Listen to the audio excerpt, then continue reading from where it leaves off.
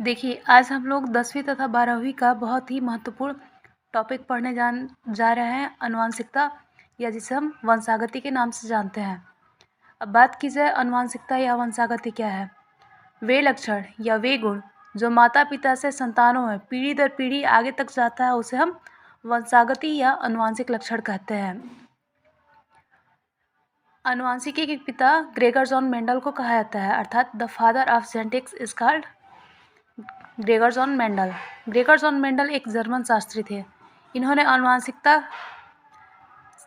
के लिए कुछ नियम दिए, जिसे आनुवंशिकता के नियम के नाम से हम जानते हैं। इन्होंने अपना प्रयोग मटर के पौधे अर्थात गार्डन पी पर किया। आनुवंशिकता के नियम या मेंडल के नियम।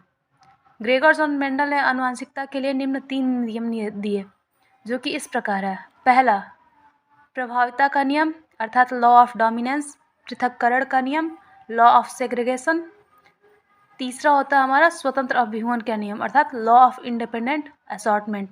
चलिए अब हम बात करते हैं सबसे पहले नियम अर्थात आनुवंशिकता के पहले नियम या मेंडल के पहले नियम प्रभाविता के नियम के बारे में। चलिए देखते हैं प्रभाविता का नियम। प्रभाविता का नियम किसे कहते हैं? मेंडल के प्रथम नियम को हम प्रभाविता के नियम के नाम से जानते हैं।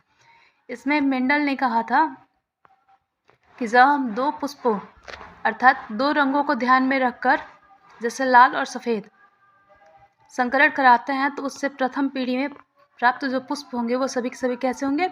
संकर लाल होंगे, अर्थात हाइब्रिड जिसे हम कहते हैं, या कह सकता है गुलाबी।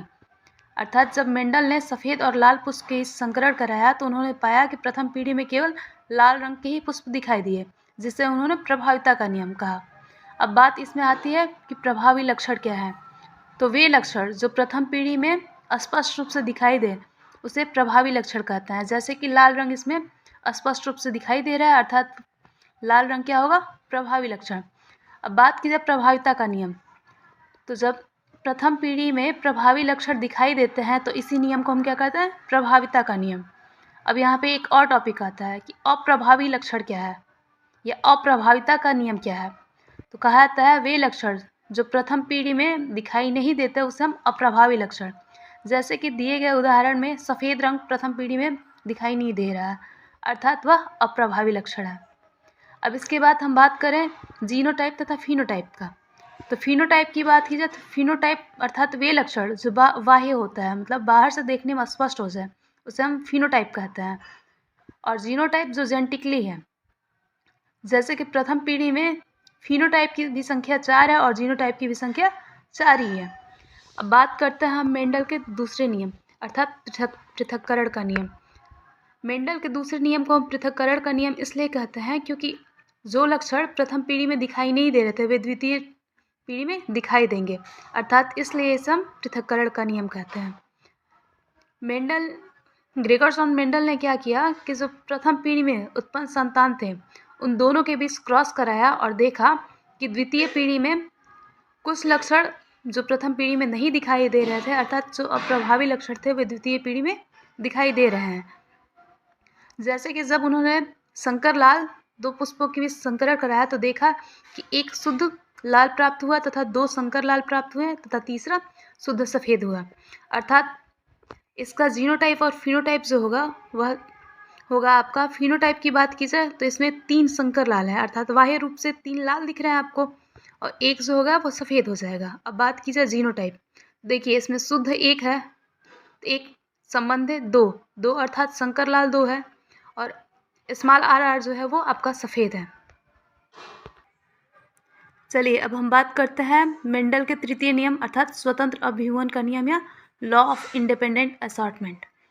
मेंडल के तीसरे नियम को हम स्वतंत्र अभिहुवन के नियम के नाम से जानते हैं, अर्थात तृतीय पीढ़ी में जितने भी पौधे थे वो स्पष्ट रूप से पृथक होकर दिखाई देंगे, अर्थात उनके लक्षण प्रभावी अप्रभावी, या बात की जाए कि दोनों के बीच अर्थात संकर, तीनों स्पष्ट रूप से स्वतंत्र रूप से दिखाई देंगे। इस वजह से इस नियम को हम स्वतंत्र अभिहुवन का नियम कहते हैं। चूँकि हमने देखा कि प्रथम तथा द्वितीय नियम में केवल एक ही लक्षण को ध्यान में रखकर अर्थात रंग को ही मान्यता देकर हमने संकरण कराया था, जबकि तृतीय नियम में 2 लक्षणों को ध्यान में रखकर संकरण कराया जाता है। जैसे कि पुष्प का रंग हो गया, दूसरा हो गया पुष्प की लंबाई।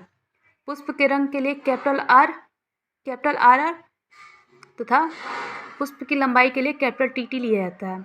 यहाँ पर कैपिटल आर का मतलब है शुद्ध लाल, कैपिटल टी का मतलब है शुद्ध लंबा, स्मॉल आर का मतलब होता है शुद्ध सफ़ेद और स्मॉल टी का मतलब होता है शुद्ध बौना। अर्थात मेंडल के अनुसार जब किसी भी पुष्प के 2 लक्षणों को ध्यान में रखकर संकरण कराया जाता है तो उसका जो फिनोटाइप होता है वह 9 संबंधित 3 संबंधित 3 संबंधित 1 का रेशियो बनाता है। जबकि वही बात की जाए जीनोटाइप की, तो जीनोटाइप जो उसका होता है वह 1 संबंधित 2 संबंधित 2 संबंधित 4 संबंधित 1 संबंधित 2 संबंधित 1 संबंधित 2 संबंधित 1 का होता है। अर्थात मेंडल के अनुसार तीसरे नियम अर्थात स्वतंत्र अभिहुवन के नियम में जो फिनोटाइप होता है अर्थात 9 पुष्प जो होते हैं वह संकर लाल होता है और संकर लंबे होते हैं, जबकि 3 शुद्ध लाल और शुद्ध लंबे। 3 जो होते हैं शुद्ध सफ़ेद तो होते हैं पर संकर लंबे होते हैं, और 1 जो होता है वह हमें शुद्ध सफ़ेद तथा शुद्ध बौना प्राप्त होता है। इस तरीके से मेंडल के तीनों नियम समाप्त होते हैं। अब बात की जाती है मेंडल के अगले कुछ प्रश्नों के, जो कि इस प्रकार हैं। चलिए बात करते हैं हम मेंडल के अगले प्रश्न अर्थात आनुवंशिकता अभ्यास के दूसरे प्रश्न की बात। प्रश्न है, मेंडल ने मटर के पौधे को ही क्यों चुना? अर्थात मेंडल ने मटर के और भी तो पौधे उपस्थित हैं, तो देखिए उसका उत्तर ये होता है कि मेंडल ने मटर के पौधों के चयन के लिए निम्न मत दिया। पहला कि मटर कम समय में उगाया जा सकता है, दूसरा मटर के पौधे की अनेक प्रजातियां पाई जाती हैं जिससे अंतर स्पष्ट करना आसान होगा, तीसरा मटर के पौधे कम स्थान में ही उत्पन्न किए जा सकते हैं, चौथा मटर के पौधे को ठंडे प्रदेशों में 1 वर्ष में 3 बार उगाया जा सकता है, पांचवा मटर के पौधे में नर तथा मादा पुष्प एक ही पर पाए जाते हैं अर्थात जिससे परागण करने में सरलता होगी। चलिए बात करते हैं हम कि मेंडल ने मटर के पौधों के कितने लक्षणों को ध्यान में रखकर संकरण कराया अर्थात प्रयोग किया। तो देखिए मेंडल ने निम्न 7 लक्षणों को ध्यान में रखकर संकरण कराया। पहला, बीज की आकृति अर्थात बीज जो है वो गोल है या झुर्रीदार है। दूसरा, बीज का रंग अर्थात बीज जो है वह पीला बन रहा है या हरा बन रहा है। तीसरा, पुष्प का रंग अर्थात पुष्प जो है लाल है या सफ़ेद है। चौथा, फल की आकृति अर्थात जो मटर के पौधे में फल बन रहा है वह फूला हुआ है या पिचका हुआ। पांचवा, फली का रंग अर्थात फली का रंग जो है वो हरा है या पीला है।